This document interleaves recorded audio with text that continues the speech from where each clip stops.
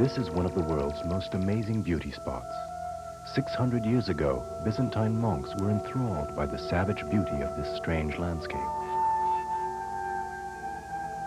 The meteors, scenery of extravagant beauty, suspended between heaven and earth.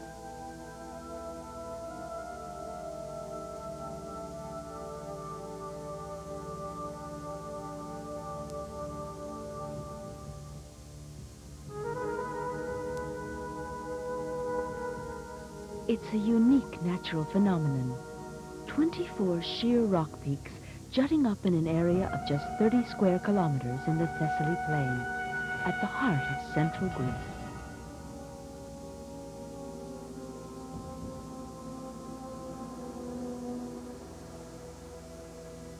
At the foot of this imposing gray rock formation, with its alternating peaks and cliffs, lies the small town of Kalambaka, gateway to the exploration of the rocks and their mysteries.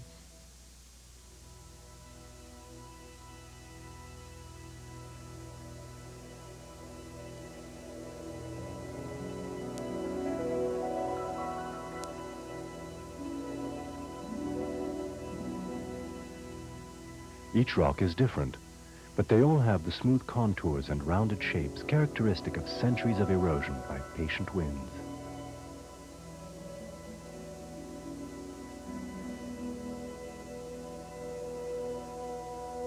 There are still doubts as to the origin of these enormous stalagmites, which arise where the Pinos River emerges from the deep canyons of the Pindi mountain range. Some say that they consist in fact of the cores of hard rocks, which, after the erosion of the sandstone and the sandy clay which envelop them, remain isolated.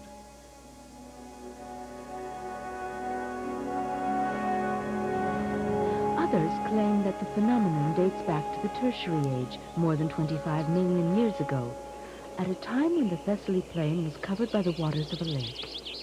At this spot is said to have been a river delta. The river deposited sand, mud, and pebbles at its mouth. This alluvium first agglomerated to form an enormous cone. Then, the cone fragmented when the water receded, leaving the plain festooned with hills and peaks of all shapes.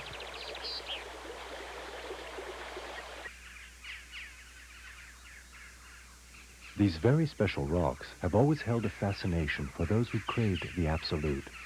One somehow felt closer to the gods in their midst.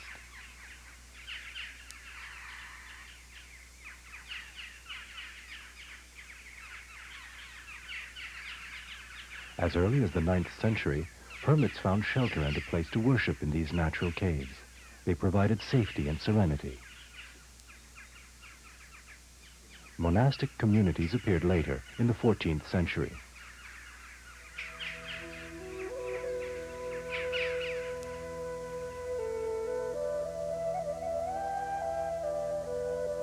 The formidable challenge that building monasteries on top of these inaccessible rocks must have been continues to amaze us.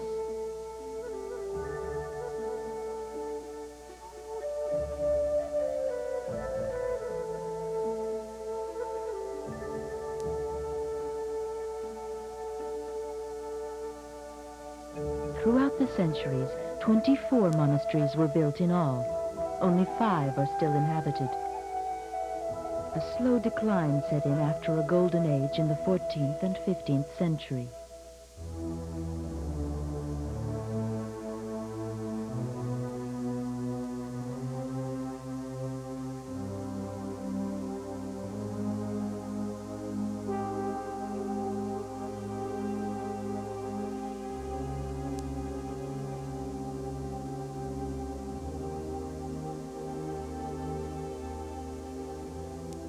The universe is eternal.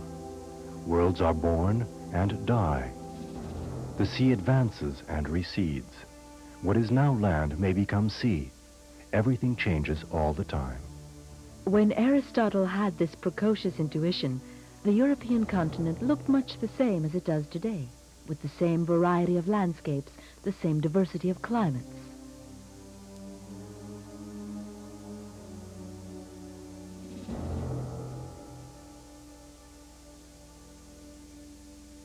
In fact, on this continent, which isn't very large but is 3 billion years old, everything does change all the time. Sometimes the transformation occurs under our very eyes. Sometimes it is of a scale of history which eludes us. It is the imprint, the life of water, fire, cold.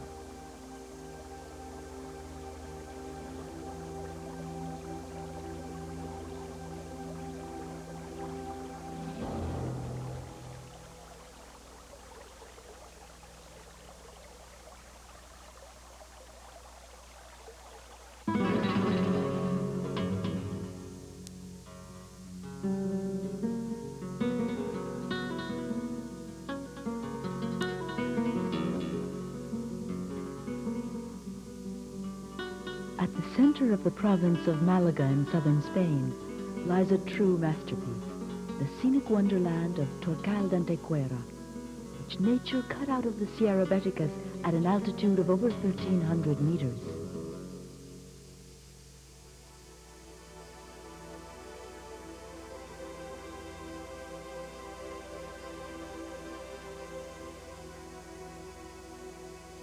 The heart of the Torcal is a tangled network of passages, dips, and corridors.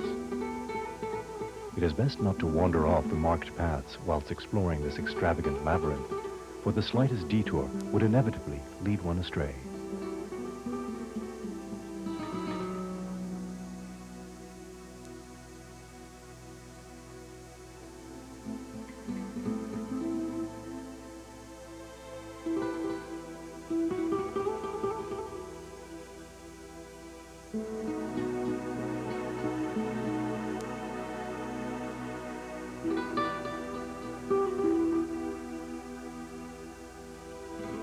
The winds of erosion have sculpted the limestone with fantasy, even talent. In this incongruous assortment of more or less figurative shapes, the stacked pancakes are among the most spectacular.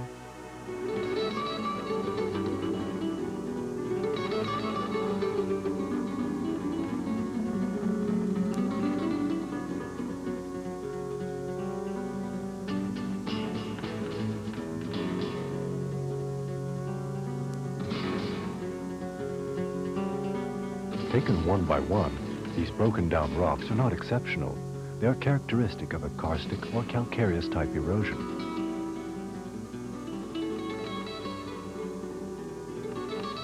The phenomenon can be found in several other spots in Europe. What makes Torcal so exceptional is the number, scope, and beauty of the eroded rocks. This monumental ensemble is practically unique in the world.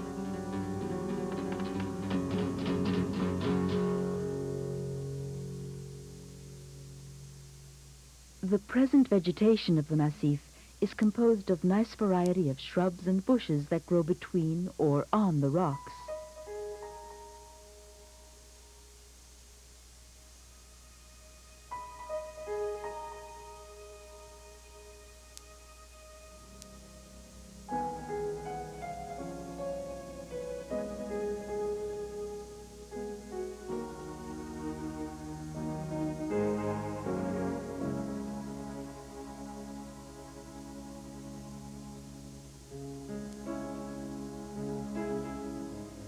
In the midst of the scorching summer heat, it's hard to imagine that we owe this incredible architecture to the flowing of water over limestone.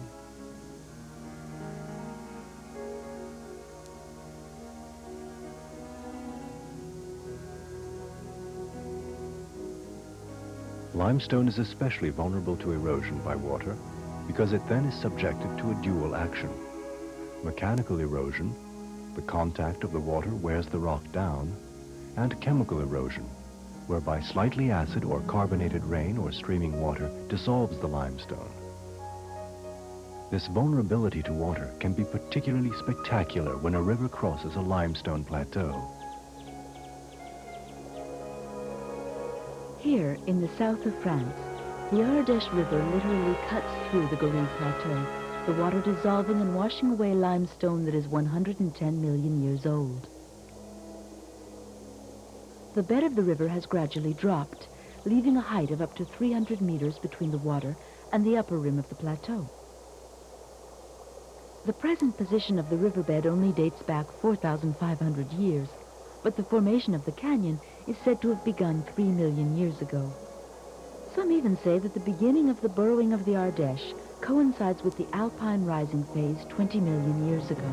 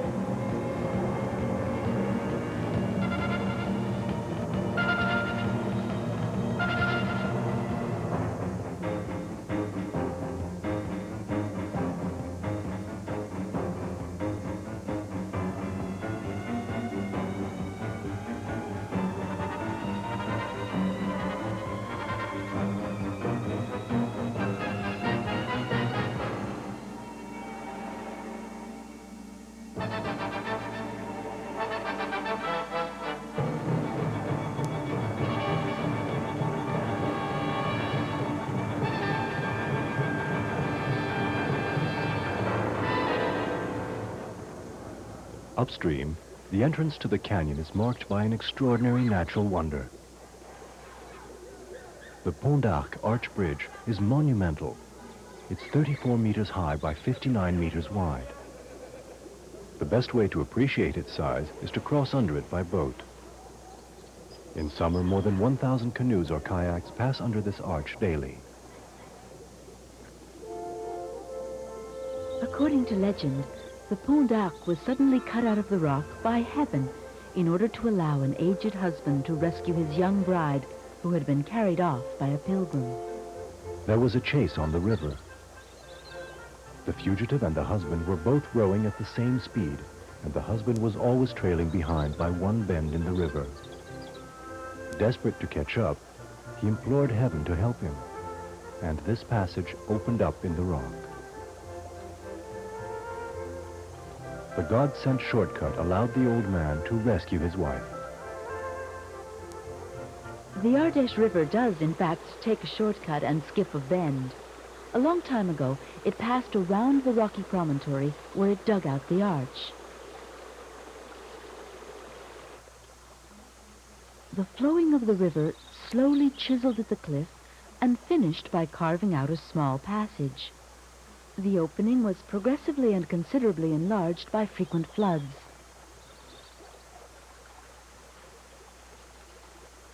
It is generally believed that the Ardèche finally cut through at the end of the Ice Age, when its flow was significantly increased by the multitude of rivulets which poured from the melting glaciers.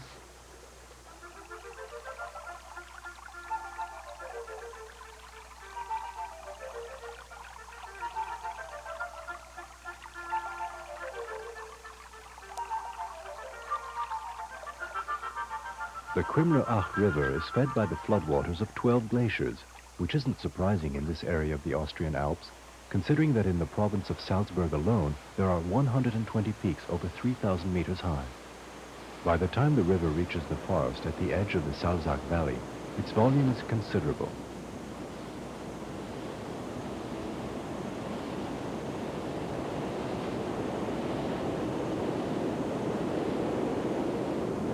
The water tumbles down a series of 3 waterfalls for a total drop of 380 meters.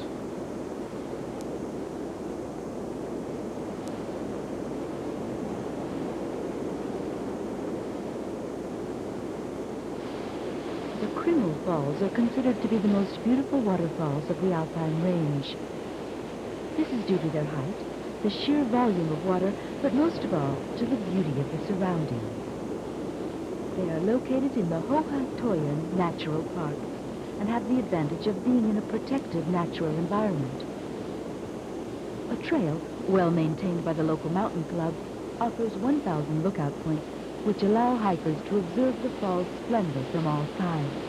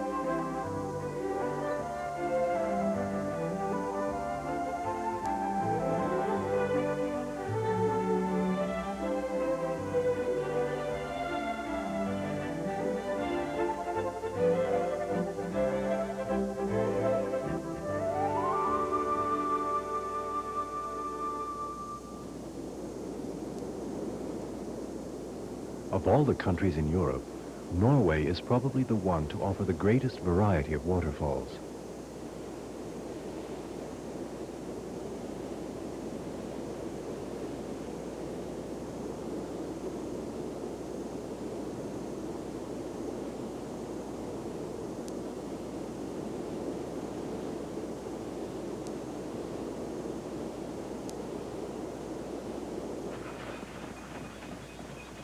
In the province of Nordfjord, it is possible to observe both the thundering power of the waterfall and its frozen origin.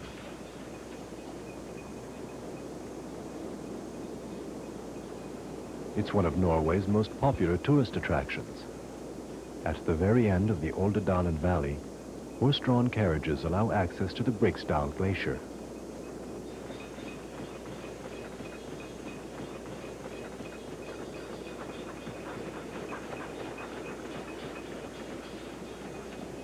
The Prekestolen is but a strip of the huge Justedalbrain Glacier. Covering 475 square kilometers, the Justedalbrain is the largest glacier in continental Europe. It's a remnant of the colossal mass of ice which covered the globe millions of years ago.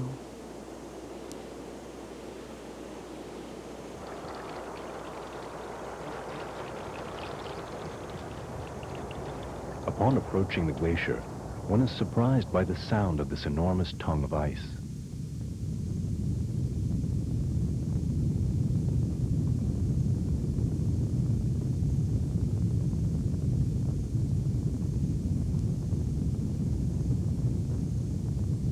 The sinister creaking reminds one that the glacier, which seems immobile, is in fact advancing ceaselessly.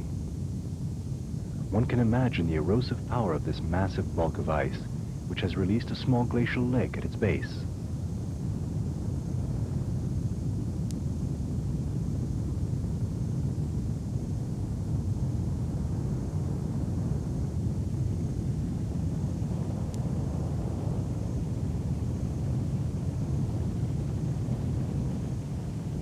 Relentlessly, the thaw continues.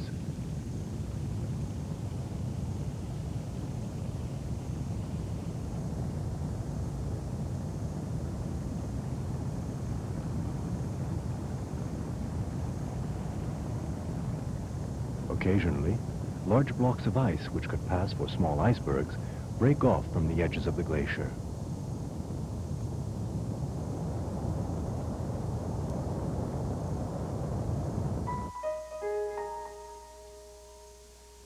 The spectacle offered by the continental glaciers remains without measure compared to the immensity of this Icelandic giant.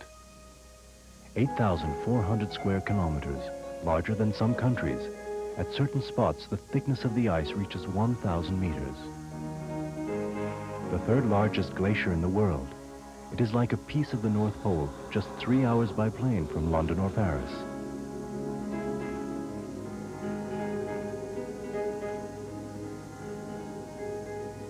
To the 4,000 square meters of polar ice cap is added every year several meters of snow, which for the most part becomes ice in its turn.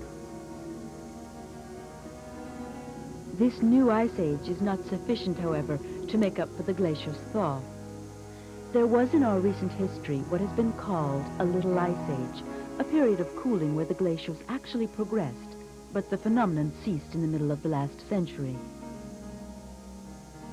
On the contrary, since 1920, the climate has been warming rapidly. The Vatnajökull once touched the sea at this spot. When it receded, it left a lake, the Jökulsárlón.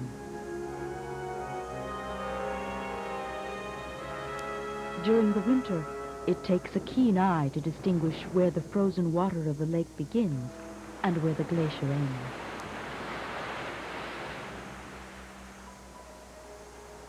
These little chunks of ice on the black sands of the beach signal the approach of summer. Lake Jökulsárlón is thawing. Through the channel which connects it to the ocean, icebergs slowly drift out to sea.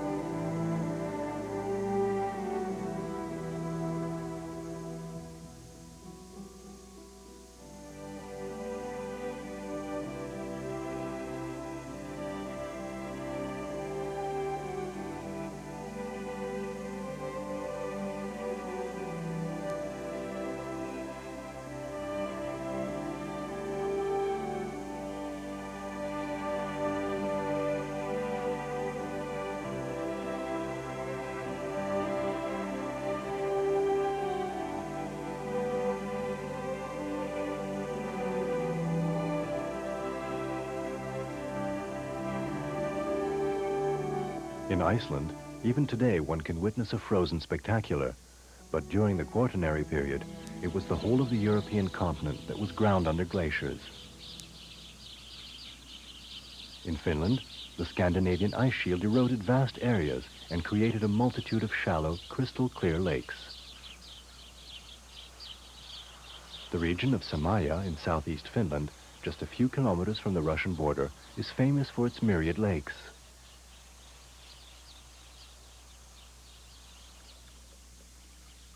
In 1803, Alexander I, Tsar of Russia, is struck by the beauty of this spot and decides it must be preserved.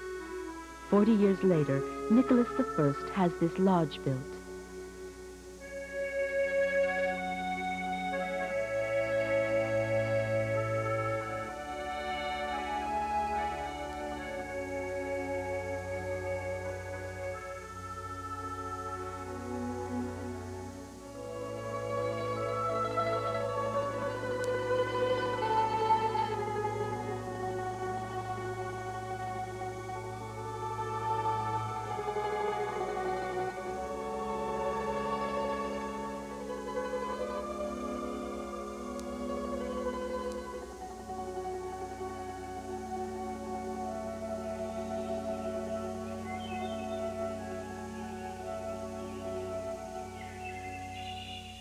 This romantic landscape is called Punkarayu, which, strangely enough, means the back of a pig in Finnish. It's a most original natural curiosity, and also one of the most discreet. For it's difficult to be astonished by this causeway running amidst the lakes. And yet, over 7 kilometers, the road follows the contour of the terrain, climbs, descends, winding through the pine trees.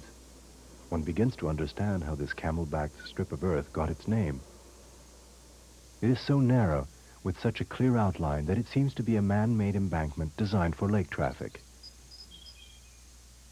In fact, it's a completely natural moraine ridge, a vestige of the Ice Age.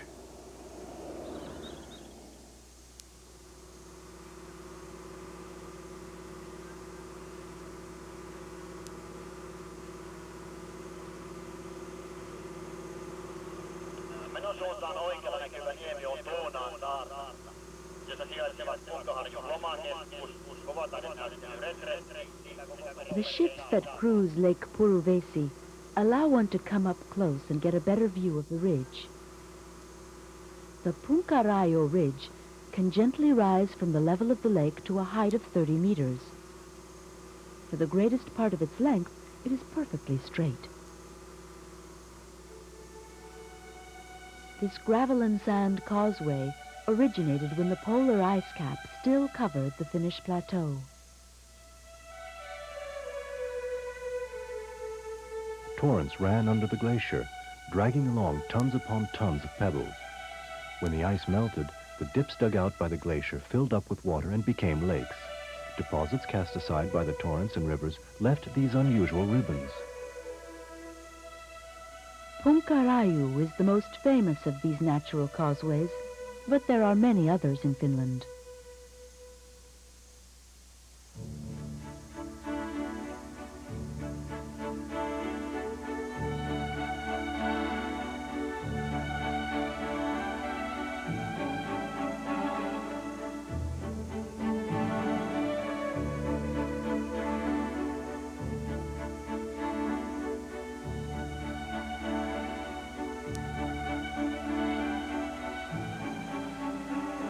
Lake Balaton in Hungary. Covering almost 600 square kilometers, it is one of the largest lakes in Europe, and in summer, one of the most popular.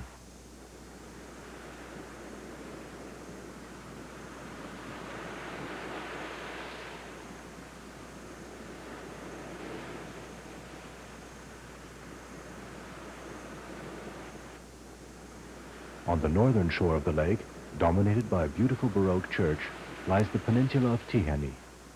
This peninsula, formed by a volcanic rise, conceals a true natural curiosity, which, although preserved as part of a natural park, is completely forsaken.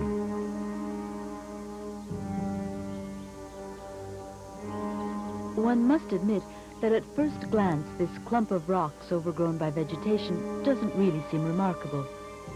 One has to come up close to notice its volcanic origin.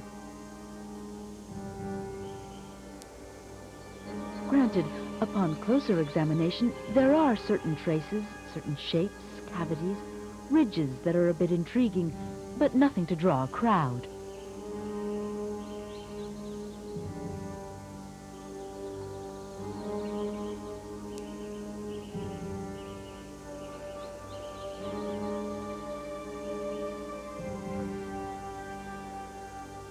Yet this plain-looking chunk of rock is nothing less than an actual petrified geyser.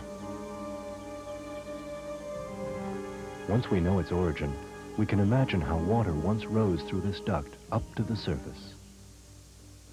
A phenomenon which can still be observed today in Iceland, in the area of Geyser, 100 kilometers from Reykjavik.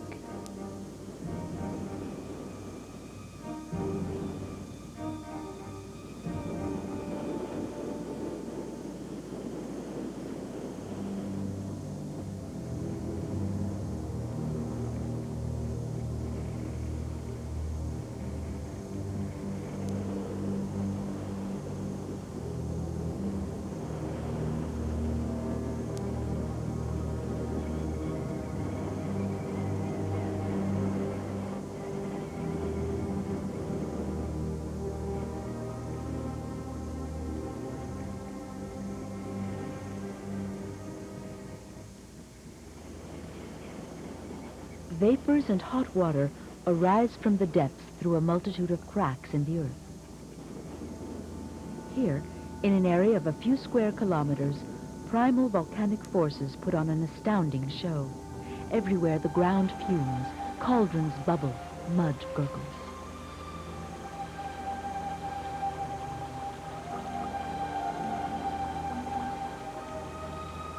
"99% of the rocks in Iceland are volcanic.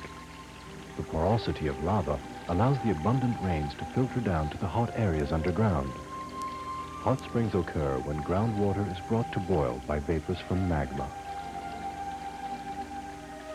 At the bottom of the pools, the transparent waters reveal deposits of decomposed silica, sometimes called geyserite, in deference to the lord and master of the spot, who just might spring up at any moment from a nearby well.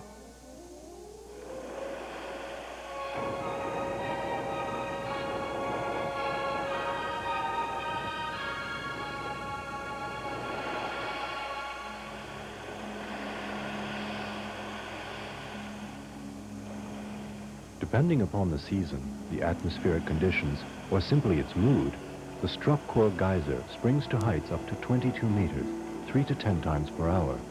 The Stokker is the star performer nowadays, having taken over from Grand Geyser, whose spout can shoot up 70 meters high, but who is now mostly inactive and only awakens sporadically.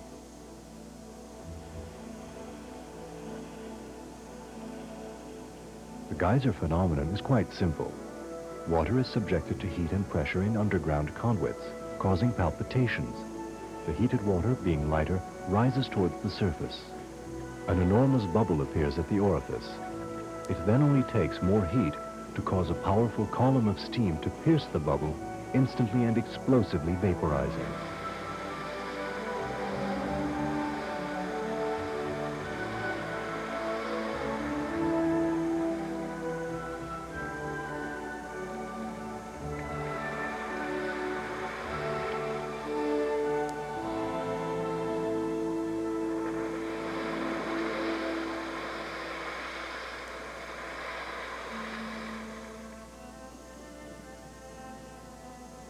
Under the gazes of the robust little Icelandic horses, nature here constantly renews the landscape.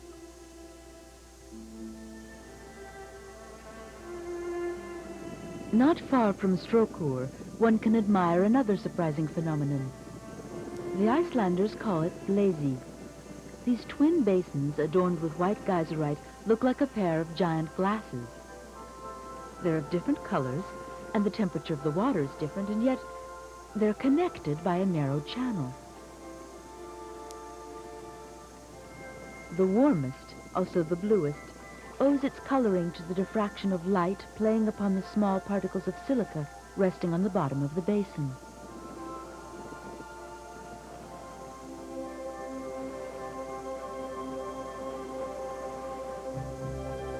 In Icelandic, geyser simply means to gush.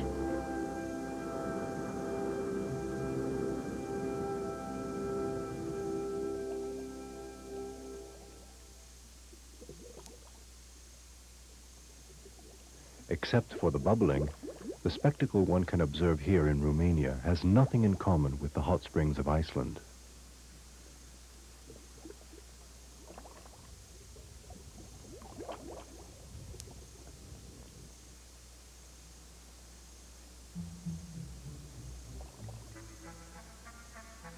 This enigmatic landscape lies in the Buzo region of the Carpathian Mountains.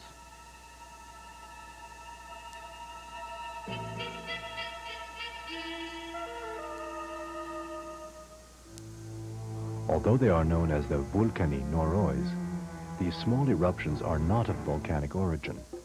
The muddy paste is quite cold. Each pulsation of the sludge is a bubble of escaping methane gas.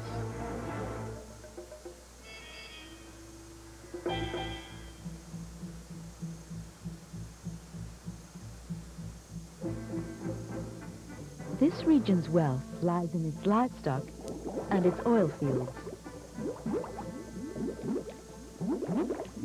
Gases escaping from the underground oil layers cause this bubbling.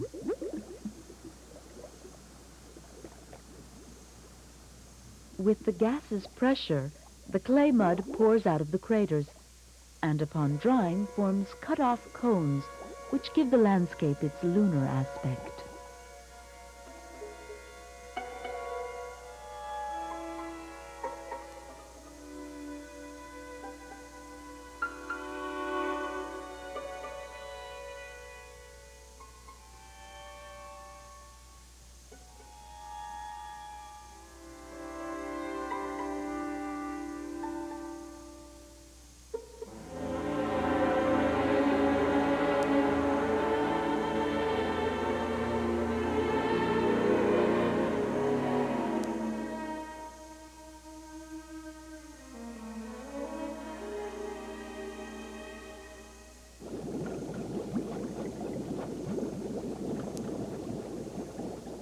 The small geysers in the source moors are also of gaseous origin.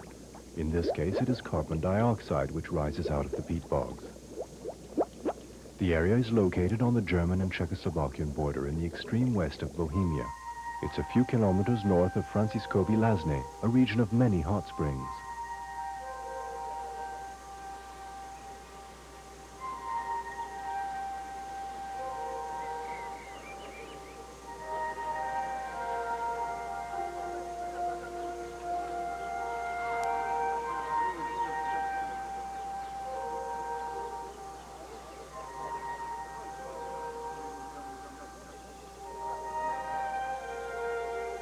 These 220 protected hectares have many visitors. And although the vegetation and wildlife are worth the detour, people mainly come to see the bubbling springs.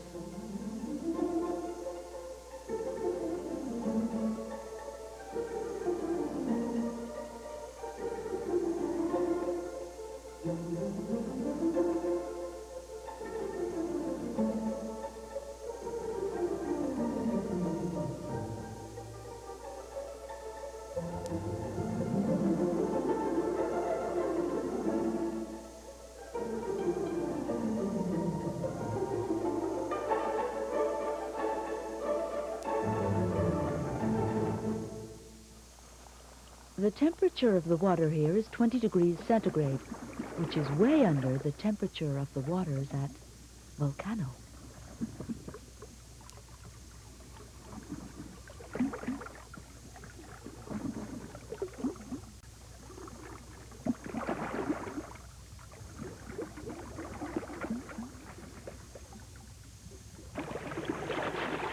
Off the beach of Levant, the temperature of the sea exceeds 60 degrees centigrade, and this time the bubbling is clearly of volcanic origin. Here, in fact, we are on a volcano, which is what gives its name to one of the Lipari Islands, an archipelago north of Sicily.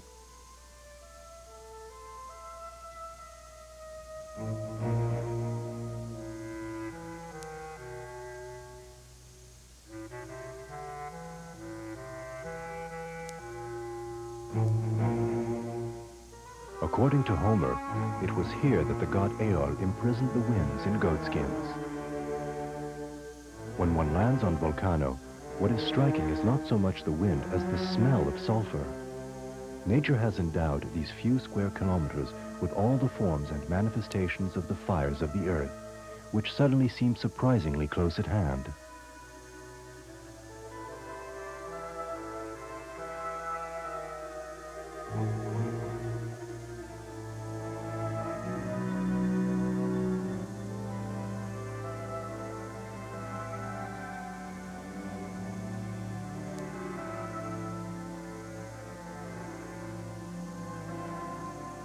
Towering more than 300 meters above these monsters of cooled lava is La Fossa, Vulcano's large crater which continuously spews out its vapors.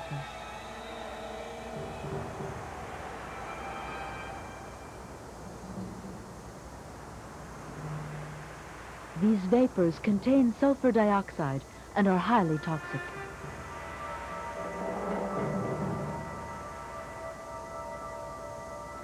Beautiful specimens of sulfur spikes can be found on the slopes of the volcano.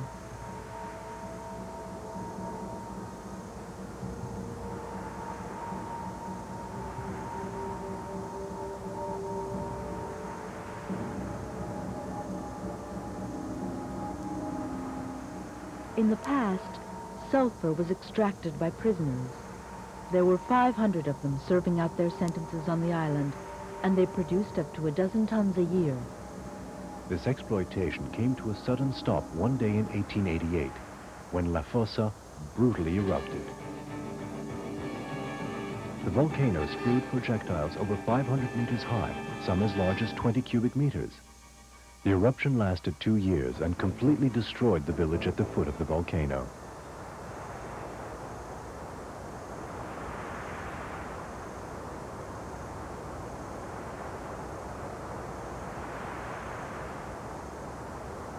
An hour's climb is sufficient these days to reach the rim, opening onto the 500-meter wide crater. One can even easily reach the bottom. One could almost forget that seismic activity is still intense, and that just recently an earthquake epicenter of volcanic origin was detected less than 1,000 meters under the crater.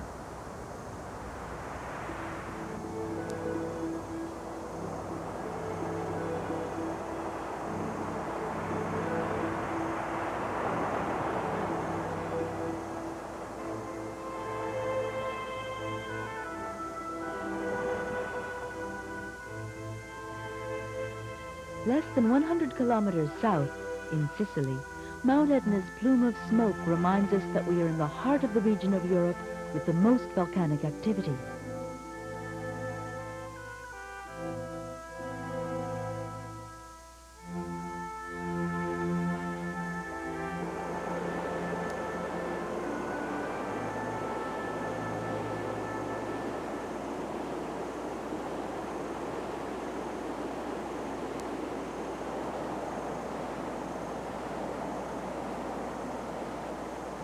Bordering the Etna Range in the north is the Alcantara, an ordinary-looking river, just like any other mountain stream. Yet, suddenly it reveals another aspect. Green waters flowing smoothly over polished rocks, and instantly one understands why the place is so renowned. Here, the Alcantara runs through extraordinary canyons.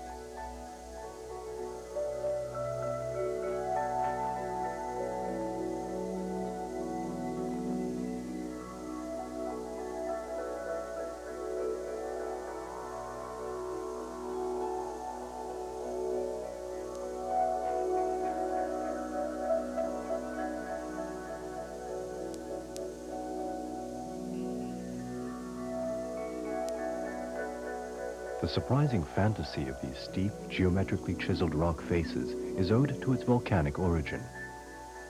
The riverbed once worked its way through lava spewed out by the Monte Mio. As it hardened, the lava formed the canyon walls.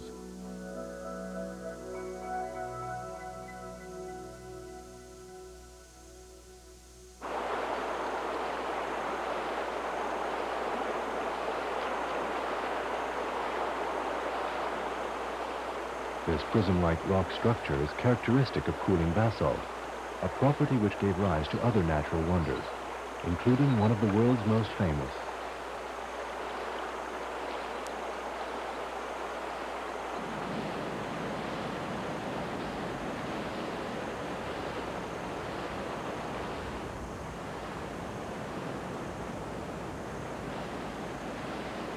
The northern coast of the Antrim Plateau in Ulster.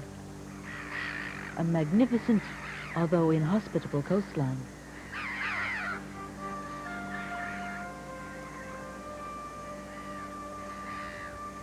In 1588, a ship belonging to the Invincible Armada, the Girona, smashed up on these reefs. And yet, for centuries, travelers from the world over have flocked here. They come to admire the amazing geological formation which lies between Port Gany and Port Noffer. In the local dialect, Port Gany refers to a sandy bar, and Port Noffer, the Giant's Bay.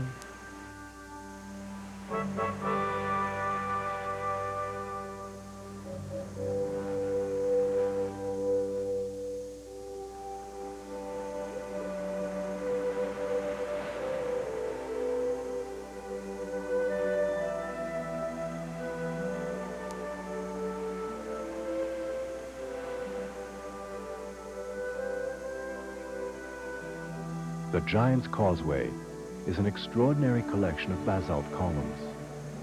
There are 37,000 of them, cut so perfectly that they inevitably evoke a huge causeway stretching out to sea.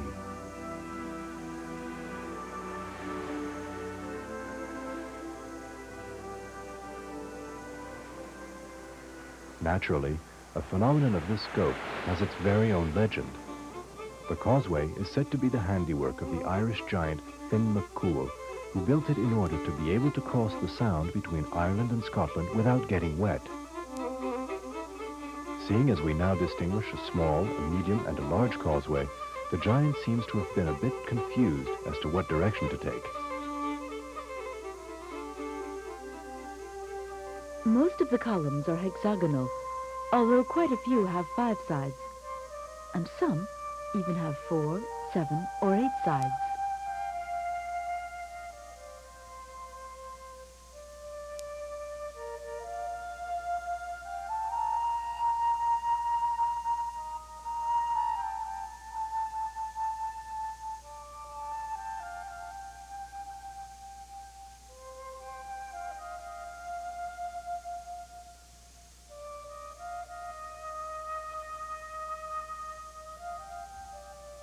After having made a wish in his wishing chair, one goes through the Giant's Gate to reach other wonders.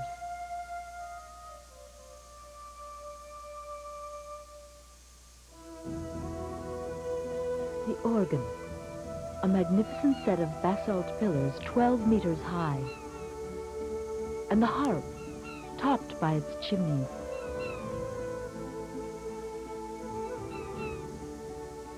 The cliff is a natural geological cross-section and tells us much about the history of the plateau.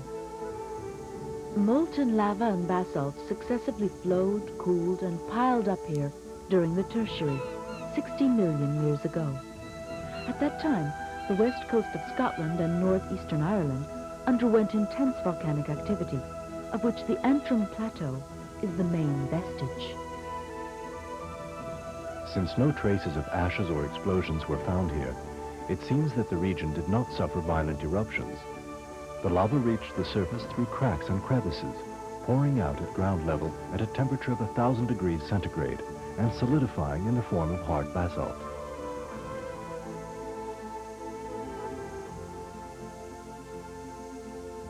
This world-famous attraction, first described in 1693 in a London newspaper, is regularly maintained and preserved.